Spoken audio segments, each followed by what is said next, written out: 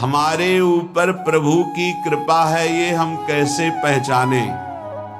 ये 8 लक्षण प्रकट होने लगते हैं जिसके ऊपर प्रभु की कृपा होती है।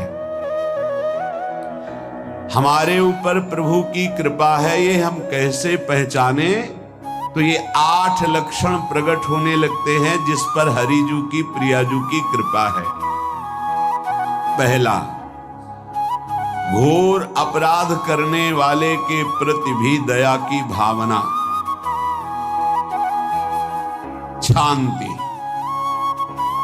पहला लक्षण है। भाव में भी पहले शांत भाव है। हमारे ऊपर श्री हरिजू की कृपा है, इसकी पहचान ये 8 लक्षण। पहला, शांति, अर्थात घोर अपराधी के प्रति भी गुस्सा ना क्षमा करना, ये हरि की कृपा का लक्षण है। देख लो भाई, घोर अपराधी शब्द तो जाने दो, जरा सा प्रतिकूल हो जाए तो लाख समझाओ पर भ्रकुटी तनी रहती है। भला ऐसा है? अपराधी पर भी क्षमा का भाव होना, ये हरि कृपा पात्र में ही होगा, अन्य में नहीं। तो अगर अपने हृदय में ऐसा लगे कि ऐसा नहीं है तो हरिजू से प्रार्थना करनी चाहिए कि कृपा करो, मेरे में सामर्थ्य आवे। दूसरा, अनुसूया, वो किसी भी के प्रति कभी भी कोई दोष दर्शन ही नहीं करेगा। दोष कथन, दोष श्रवण की तो बात जाने दो। अनुसूया, दूसरों के गुणों में दोष ढूंढना ये नहीं होता, हरि कृपा पात्र में नहीं होता। ये सब भजन के नाश करने वाले, जैसे पहला अपराधी पर क्रोध कर देना, तो माया ने भेजा इसीलिए था कि तुम्हारे साथ व्यवहार ऐसा करे कि तुम क्रोध करो। क्रोध करोगे तुम्हारी ऊर्जा शक्ति नष्ट हो जाएगी, अध्यात्म में जो चलने की थी। और कहीं तुमने संकल्प कर लिया तो भजन शक्ति नष्ट हो जाएगी। तो अगर भजन बल है तो गया, जरूर उसको दंड मिलेगा, पक्का मिलेगा, 100% मिलेगा, लेकिन आप खाली हो गए।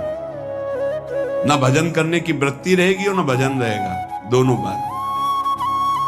अनुसूया, किसी के सद्गुणों में दोष देखना, गुणों में दोष ढूंढना, ये हरि कृपा पात्र में नहीं होता।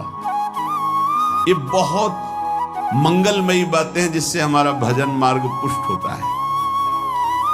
तीसरा, वो बाहर से और भीतर से पवित्र रहता है, हरि कृपा पात्र।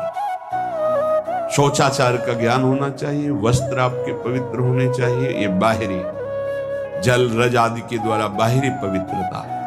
और निष्कपटता, निश्चलता, सत्य भाव, ये अंदर की पवित्रता है। अगर कपट है, छल है, असत्य है तो हृदय मलिन रहता है।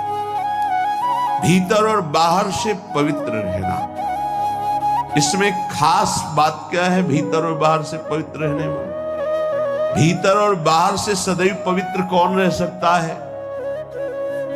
तो बोले जो पुंडरीकाक्ष भगवान श्री हरि का प्रियाजू का स्मरण करता रहता है, शवायाभ्यंतर शुचि, वो बाह्य और अभ्यंतर दोनों से पावन रहता है। तीसरी जो कृपा का लक्षण है, अर्थात वो सदैव भगवत चिंतन परायण, शौचाचार का पालन करने वाला, बाहर और भीतर से हरि कृपा पात्र पवित्र रहता है। चौथा, ऐसे कार्यों का अनुष्ठान न करें जिनमें हमारा भजन छूटता है, जिनमें सत्य छूटता है, जिनमें भगवत भाव छूटता है। जैसे आपके ऊपर कृपा हुई, आप भगवत मार्ग में चल रहे हैं, अब आप ऐसे सांसारिक कार्यों का अनुष्ठान कर रहे हैं जिनमें आपकी चित्तवृत्ति बिल्कुल भगवत विमुख हो रही, तो जीवन का लाभ क्या होगा? लाभ तो है भगवत स्मरण सहित। कल एक ने प्रश्न किया कि मैं खाता तो नहीं हूं लेकिन मांस की दुकान में मांस बेचता हूं, होटल आता, क्या उचित है? ये उचित कैसे हो सकता है? तुम और भी तो व्यापार कर सकते हो। जरूरी है धर्म का पालन करने की इच्छा करते हो, धर्म आचरण करते हो, ऐसा नहीं। तो विरत बहुकर्मा, उन कर्मों से हमें विरत रहना है जो हमारे धर्म के विरुद्ध है, जो भजन के विरुद्ध है। हरि कृपा पात्र ऐसे कर्मों का अनुष्ठान कर ही नहीं सकता। अपने भजन का फल देखना भगवत कृपा पात्र की, सबको प्रदान कर देना। हिम्मत है?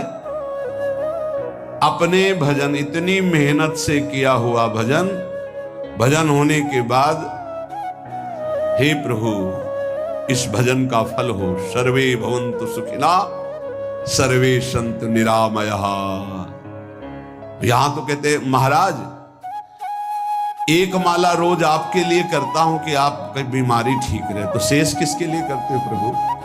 शेष अगर इष्ट और गुरु के लिए तुम्हारा है कि एक माला करते तो फिर इतनी माला करते तो हमें क्या होगा? सब आपको दे देंगे तो हमें क्या होगा? तभी भजन का रहस्य ले जाना। छठवां,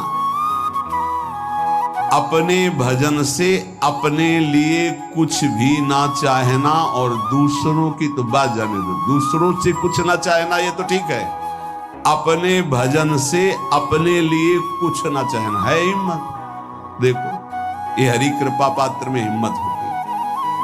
अपना भजन अपने प्रयोग में ना लाना,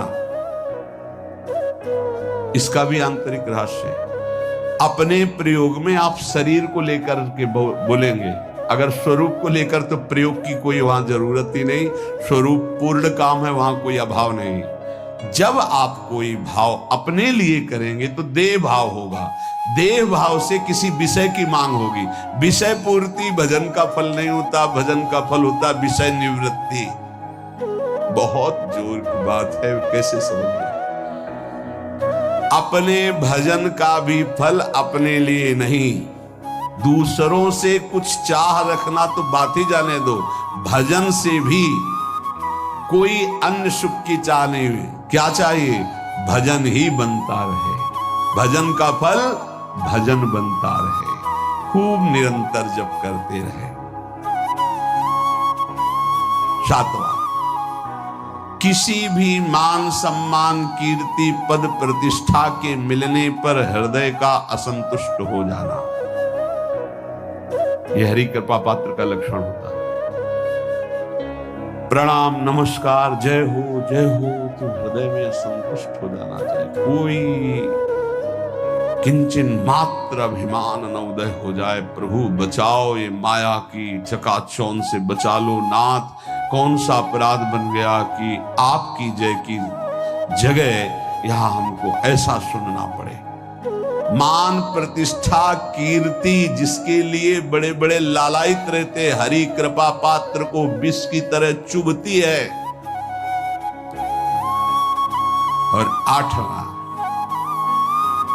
किसी भी प्राणी समुदाय से संबंध ना रखते हुए सब पर दया की भावना, सब पर कृपा की भावना, सब पर करुणा मैत्री, पर किसी से ममता नहीं।